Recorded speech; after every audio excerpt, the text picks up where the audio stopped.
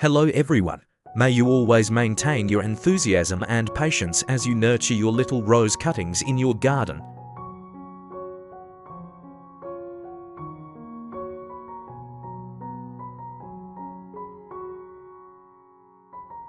First, let's start by preparing the clove solution. Take a spoonful of dried clove buds and put them in a clean glass jar, then pour about 500 milliliters of boiling water into the jar. Seal the lid tightly and let it sit until the water cools completely. During this process, the natural active ingredients in the cloves will gradually release into the water, creating a solution with excellent antibacterial and antifungal properties, helping to protect the rose cuttings from harmful agents during this sensitive rooting stage. Today, we will continue exploring a completely natural method of rooting cuttings, which offers surprising results in stimulating root growth, preventing fungal diseases, and nourishing rose cuttings from the very first days.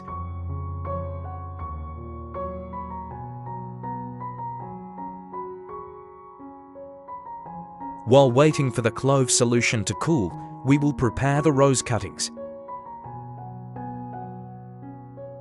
Choose a healthy rose branch of moderate age, with a sturdy stem, but still full of vitality.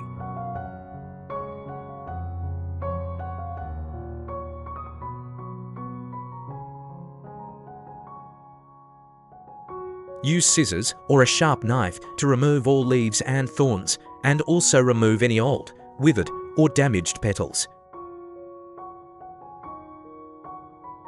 Cleaning the branch in this way will help reduce water loss, decrease the risk of disease, and allow the branch to concentrate its energy on forming new roots.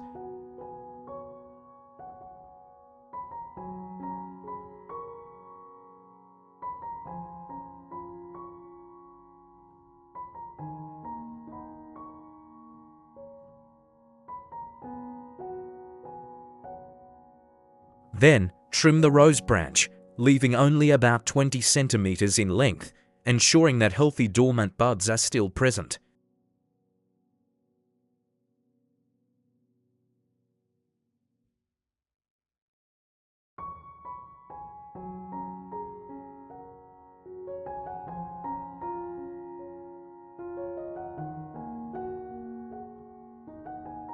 Once the clove water has completely cooled, filter out all the residue, keeping only the clear solution.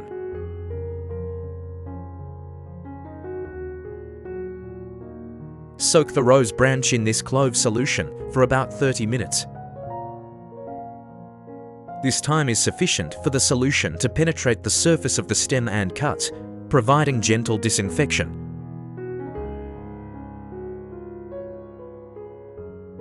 And creating a favorable environment for callus formation, an important prerequisite for the development of new roots later.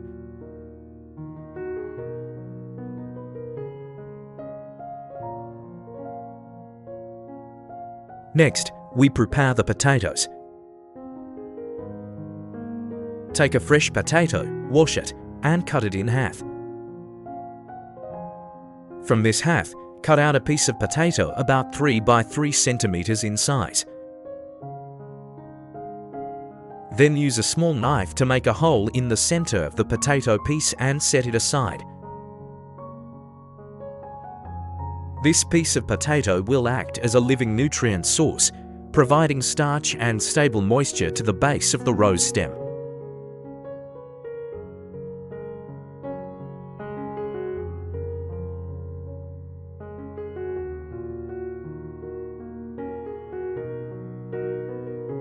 Cut the remaining potato into small pieces and put it in a clean plastic cup.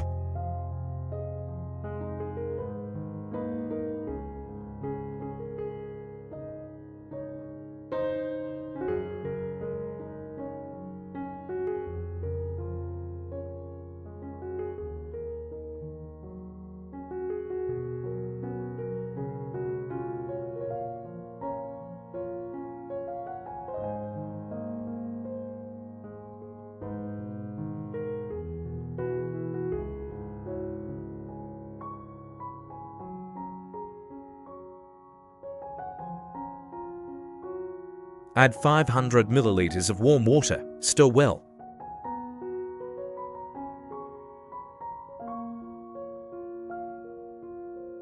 And let it sit for about 30 minutes to allow the nutrients in the potato to dissolve into the water.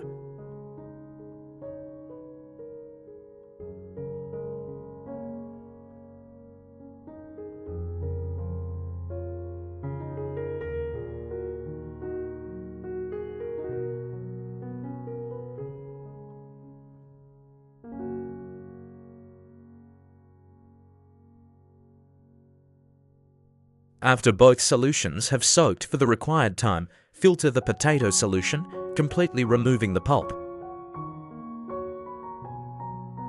Mix this potato solution with the clove solution prepared earlier, stirring well to create a nutrient-rich mixture that is both antibacterial and helps nourish young roots naturally.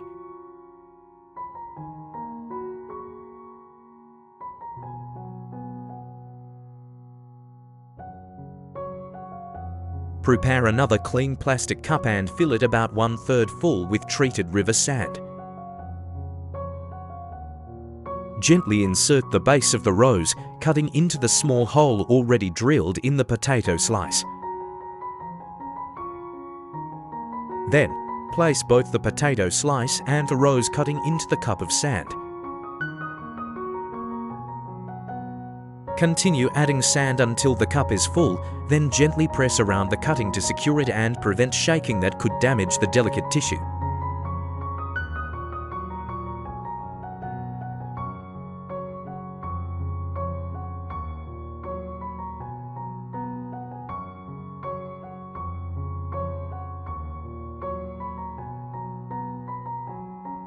Slowly pour the potato clove solution into the cup of sand, ensuring the sand is evenly moist but not waterlogged. River sand helps with drainage, preventing waterlogging and creating a well-ventilated environment for root development.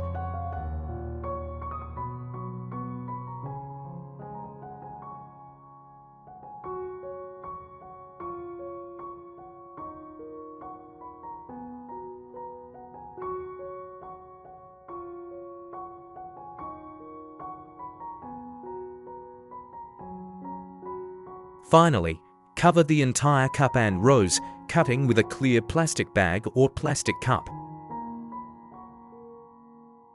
This covering will help retain moisture, stabilize the temperature, and create a favorable microclimate for the cutting to develop.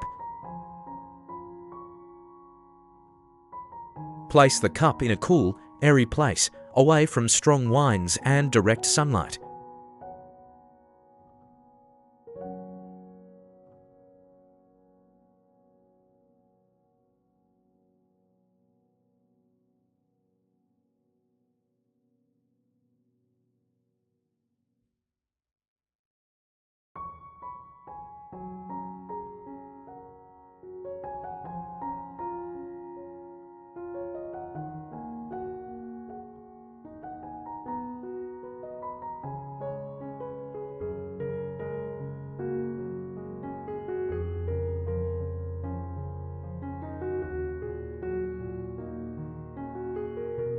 After about 10 days of patiently waiting and observing, encouraging signs will gradually appear.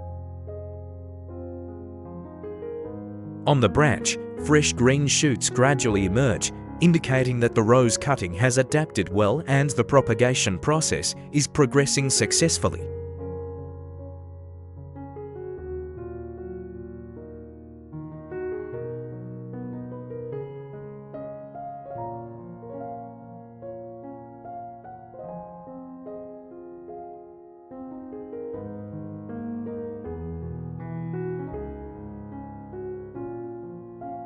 At the base of the branch, many new, milky white roots begin to sprout, plump, healthy, and firmly anchored in the sand.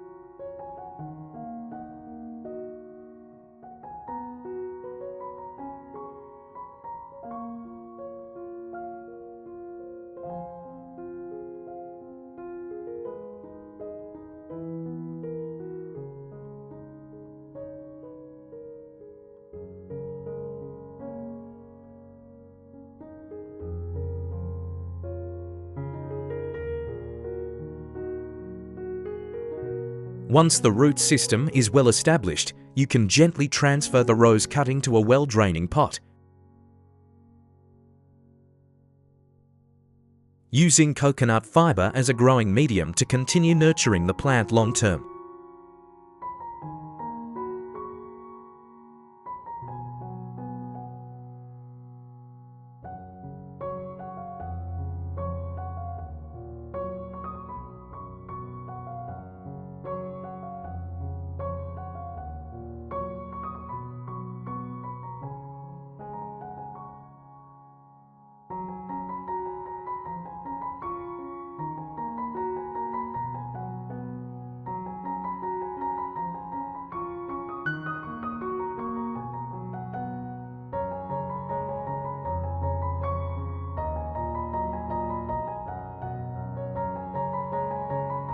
The method of propagating roses from cuttings using cloves and potatoes is not only creative, but also clearly demonstrates a philosophy of growing plants in harmony with nature.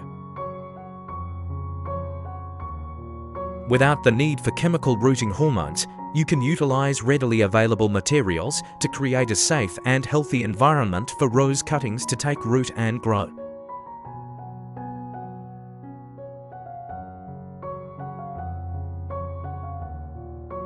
More importantly, this process teaches us patience and meticulousness. From selecting the cuttings and preparing the solution to silently observing the small changes at the base of the cutting day by day.